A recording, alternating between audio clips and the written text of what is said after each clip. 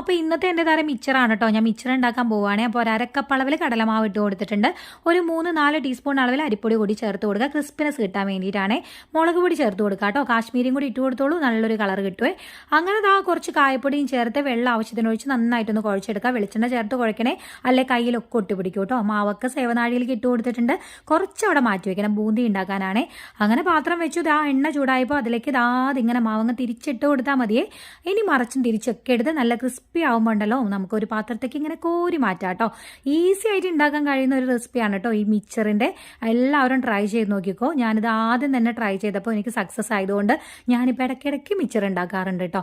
അങ്ങനെ ബാക്കിയുള്ള മാവിൽ കുറച്ച് വെള്ളം കൂടി ചേർത്ത് കൊടുത്തിട്ടേ നമുക്ക് ബൂന്തി ഉണ്ടാക്കി എടുക്കാം കേട്ടോ. കണ്ണാപ്പയിലേക്ക് ഇങ്ങനെ കോരി ഒഴിച്ചിട്ട് ഇങ്ങനെ എടുത്തു കഴിഞ്ഞാൽ ബൂന്തി റെഡി ആയിട്ടുണ്ടാവേ. പക്ഷേ ഇത്തിരി തീയൊന്ന് കൂടി പോയിട്ടോ, തീയൊന്ന് കുറച്ച് വയ്ക്കാൻ ശ്രദ്ധിക്കണേ. അതുകൊണ്ടാണ് എൻ്റെ ബൂന്തിൻ്റെ കളറൊക്കെ കുറച്ച് വ്യത്യാസം വന്നത്. എന്നാലും സാരമില്ലാന്നേ, നമുക്ക് കഴിക്കാനല്ലേ. അങ്ങനെ കപ്പലണ്ടി എടുത്തിട്ടുണ്ട്. കപ്പലണ്ടി നന്നായിട്ട് എണ്ണയിലേക്ക് ഇട്ട് കൊടുത്തിട്ട് നന്നായിട്ടൊന്ന് ഫ്രൈ ചെയ്തെടുത്തിട്ട് അതിലേക്ക് ഇട്ട് കൊടുക്കുക കേട്ടോ. മിക്സറിലേക്ക് ഇട്ട് കൊടുക്കുക. ഇനി നമുക്കുണ്ടല്ലോ നമ്മുടെ പൊട്ടുകടലയാണ് കേട്ടോ ഇട്ട് കൊടുക്കണ്ടേ. പൊട്ടുകടലയും കൂടി നന്നായിട്ടൊന്ന് ഫ്രൈ ചെയ്തെടുക്കുന്നുണ്ട്. അപ്പോൾ പൊട്ടുകടലയൊക്കെ പെട്ടെന്ന് ഫ്രൈ ആയിട്ട് വരെ അതുകൂടി ചേർത്ത് കൊടുത്തിട്ടുണ്ട്.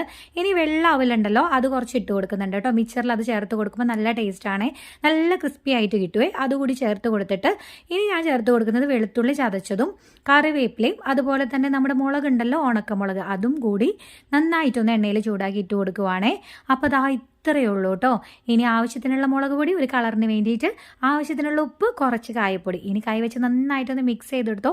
കറുമുറൂന്നുള്ള മിക്സർ തയ്യാറായിട്ടുണ്ട് കേട്ടോ. ആരെങ്കിലും ഇതുവരെ ട്രൈ ചെയ്യാത്തവരുണ്ടെങ്കിൽ ട്രൈ ചെയ്ത് നോക്കൂ. അപ്പോൾ എൻ്റെ കട്ടൻ ചായയും തിളച്ച് കഴിഞ്ഞിട്ടുണ്ട്. നല്ല മഴയാണേ, മഴയത്തിരുന്ന് ഞങ്ങൾ എല്ലാവരും മിക്സർ കഴിക്കാം കേട്ടോ. അപ്പോൾ അടുത്തൊരു വീഡിയോ വരുന്നവരെ എല്ലാവർക്കും ബൈ.